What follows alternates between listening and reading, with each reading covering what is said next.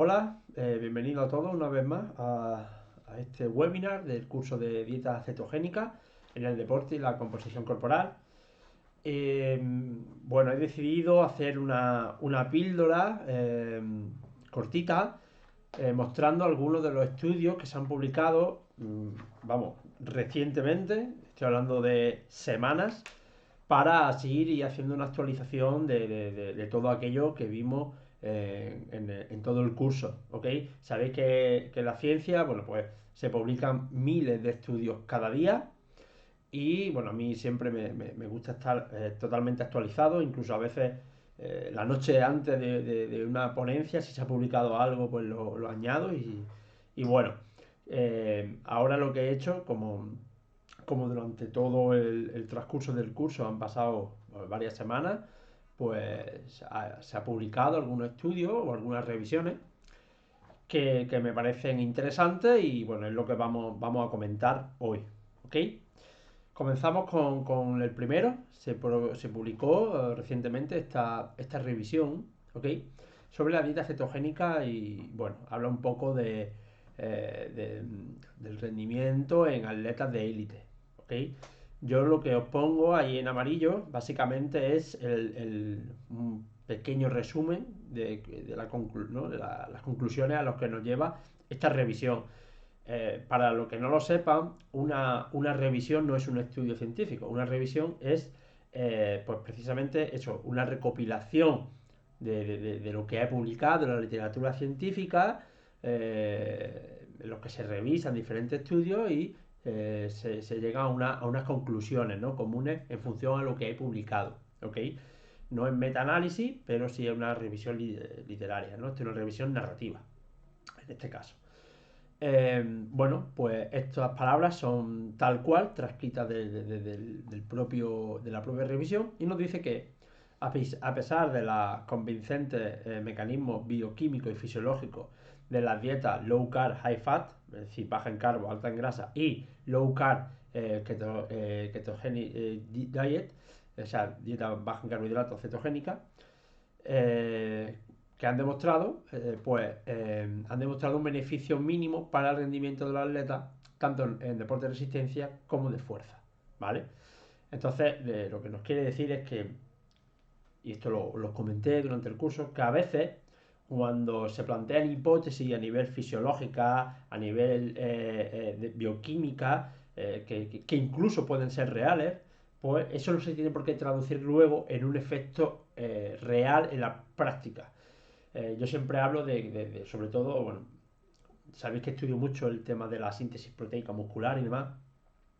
Cuando se hacen muchos estudios que se publican de que si esto activa la síntesis proteica, esto no sé qué, no sé en cuánto, eh, al final muchas cosas pueden activar la síntesis proteica, pero esto no tiene por qué traducirse en que haya luego una ganancia de masa muscular. A veces sí, a veces no.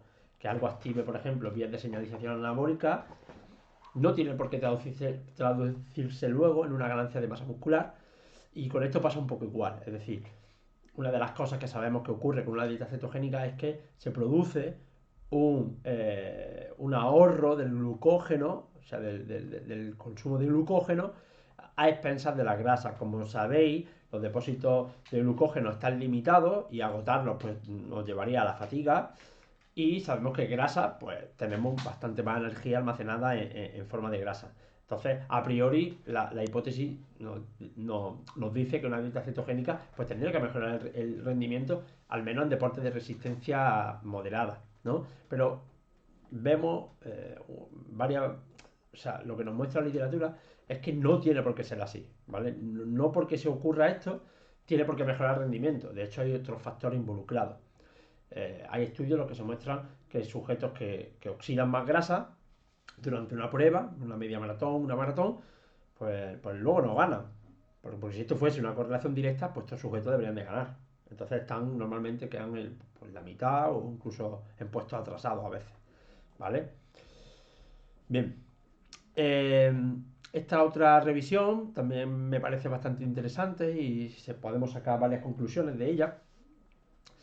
Y esto también muestra lo que os dije durante el curso, de que el hecho de que no disminuya el rendimiento no significa que lo mejore. Hemos visto durante el curso que muchas veces la dieta cetogénica no disminuye el rendimiento, o sea, los sujetos mantienen el rendimiento, pero esto no significa que lo mejoren, ¿vale? Entonces, algo que no te va a mejorar, pues tampoco le ve mucho sentido aplicar. Se puede aplicar por otros motivos, pero si no te va a mejorar, incluso corres riesgo de que te pueda empeorar, pues no me parece la estrategia más interesante. Aún así, siempre digo que hay que aludir a la individualización oye, puede haber personas que vayan mejor con una dieta cetogénica, ¿vale? Pero a grandes rasgos, normalmente no va a ser lo óptimo cuando buscamos la mejora del rendimiento.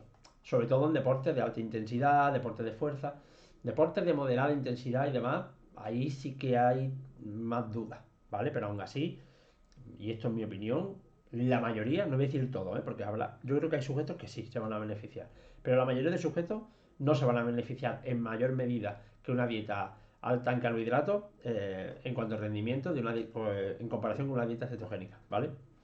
Bueno, lo que nos dice esta revisión es que la evidencia muestra que las adaptaciones de 3-4 semanas a una dieta cetogénica en atletas entrenados se asociaron con el mantenimiento del rendimiento en ejercicios de resistencia moderado, entre el 46 y 63% del VO2+, e incluso de intensidad vigorosa, entre el 64 y el 90% del VO2+. Es decir, se vio que llegan a la conclusión de que se mantiene el rendimiento, ¿vale? Pero esto no significa que lo mejora, tampoco lo empeora, como mucha gente piensa o puede pensar, y entonces, bueno, ahí nos pone en duda. De este mismo estudio nos dice que el rendimiento de fuerza, ¿vale? Porque antes era de resistencia, ahora no habla de fuerza, moderado entre el 70 y 85% de repetición máxima y de intensidad casi máxima a máxima, por encima del 85% del RM, tampoco experimentó disminución después de una adaptación de entre 3 y 12 semanas a una dieta cetogénica. Por tanto, el ejercicio de intensidad moderada a vigorosa no experimenta disminución después de una adaptación a la dieta cetogénica. Se observan disminuciones en la economía de ejercicio de más de un 70% del V2+ en atletas de resistencia entrenado. Y nos dice que los efectos beneficiosos de la dieta cetogénica durante el ejercicio intenso de corta duración a menudo se ven confundidos por una mayor pérdida de peso en el grupo de dieta cetogénica. No sé si os acordáis, que esto ya lo expliqué durante el curso, el hecho de que el ratio lo de fuerza máxima, fuerza relativa, que cuando se pierde, y esto pasa en muchos estudios donde se ve que se mejora el rendimiento, pero realmente es porque al perder grasa la fuerza relativa aumenta, pero no la fuerza absoluta, ¿vale? Y os recuerdo el ejemplo, puse un ejemplo de, por ejemplo, una persona que levanta 100 kilos en press banca una vez, ¿vale? Entonces, hace una dieta cetogénica, pierde 4 kilos de peso corporal esta persona, y vuelve a hacer la repetición y ahora en vez de levantar 100, pues levanta 99 kilos, por decir algo, incluso 100, lo mismo, ¿vale? Pues le va a salir que la fuerza relativa ha aumentado. ¿Por qué? Porque al perder grasa ha perdido peso corporal, ha perdido 4 kilos de peso y mantiene, levanta 100 o incluso aunque baja a 99 o a 98 kilos, también le va a salir que ha aumentado su fuerza relativa, porque ha bajado grasa, pero su fuerza absoluta os ha mantenido o incluso ha descendido, ¿vale? Entonces, esto es un ejemplo para que entendáis un poco esto. A grandes rasgos, estas dos revisiones que os he mostrado muestran pues, más de lo mismo, de lo que os comenté, que la intervención en dieta cetogénica, en cuanto al rendimiento, a día de hoy lo que nos muestra la evidencia científica es que o no disminuye el rendimiento o lo disminuye ligeramente, pero nunca lo mejora, ¿vale? Nunca lo mejora. Y vuelvo a insistir que esto no significa que haya, a nivel individual, en la práctica no haya sujetos que no puedan mejorar el rendimiento con una dieta cetogénica. Pueden hacerlo, ¿vale? Pero no va a ser la norma, no va a ser lo estándar, ¿ok? Bueno, y este estudio me parece súper interesante, se publicó hace una semana, me encantó porque impacta un poco. Bueno, esto se ve como deportistas de ultramaratonianos o de eventos de etapas múltiples, ¿no? Por ejemplo, un Tour de Francia o donde hay varias etapas, es decir, donde tiene un gasto calórico brutal, se vio que independientemente de los carbohidratos que ingiriesen, estaban en cetosis.